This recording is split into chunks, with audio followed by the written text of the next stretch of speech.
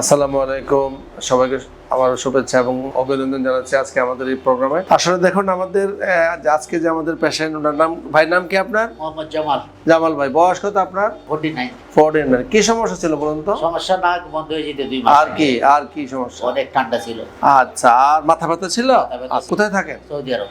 তাহলে ও ডাক্তাররা কি বলছিল আপনাকে? ডাক্তাররা সাইনাস। বলছিল সাইনাস। আসলে দেখুন উনি জামাল ভাই আমাকে দেখাইলো গত কয়েকদিন আগে।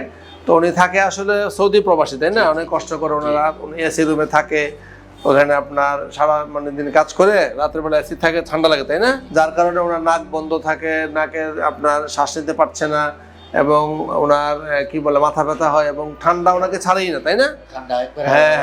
হ্যাঁ, তো উনি আমাকে বললো যে আমার সাইনাস। আসলে এই যে সাইনোসাইটিস কি জানি না, কিন্তু সবারই এটা কথা থাকে যে আমাদের দেশে সবাই বলে যে আমার সাইনাস হয়েছে, কেউ বলে আমার সাইনোসাইটিস হয়েছে, তাই না? তো আসলে সাইনাস কি আমরা জানি, যে আমরা একটু পরে সিটি স্ক্যানে দেখাবো। তো ওনাকে আমরা দেখার পরে দেখলাম যে ওনার নাক আসলে ব্লক, তাই না? নাকে ব্লক আছে, ওনার নাকের দুই নাকের ভিতরে আপনার পলিপয়েডাল টিস্যু আছে, হ্যাঁ পলিপ আছে, তাই না? যেটাকে আমরা বলি স্পয়েডাল পলিপ, দুই নাকের মধ্যেই আছে, যার কারণে নাক টোটালি ব্লক। উনি গ্রান শক্তিও ঠিক পাচ্ছে না, গ্রানও নিতে পারছে না, কেমন, তাই না? হ্যাঁ, উনি অনেক কষ্ট করছিল। তো আমরা ওনাকে দেখলাম, দেখে একটা সিটি স্ক্যান করালাম, তাই না? তো এই সিটি স্ক্যানটা দেখলাম যে সিটি স্ক্যানে ওনার সবগুলো সাইনাসের মধ্যে কি আছে, আপনার পলিপ আছে এবং আপনার ব্লক, তাই না? এইটাই আজকে আমরা অপারেশন করব।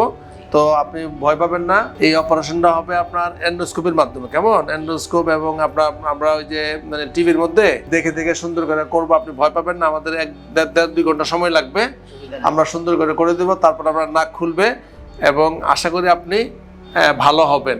এবং এখানে আমি বলে রাখি যে এই অপারেশনের পরে আপনাকে জানতে হবে যে এই অপারেশন করলে কি আমি একবারে ভালো হয়ে যাবো? হ্যাঁ, একবারে ভালো হবেন, কিন্তু আপনাকে কিছু নিয়ম কারণ মানতে হবে। কি নিয়ম কারণ মানতে হবে?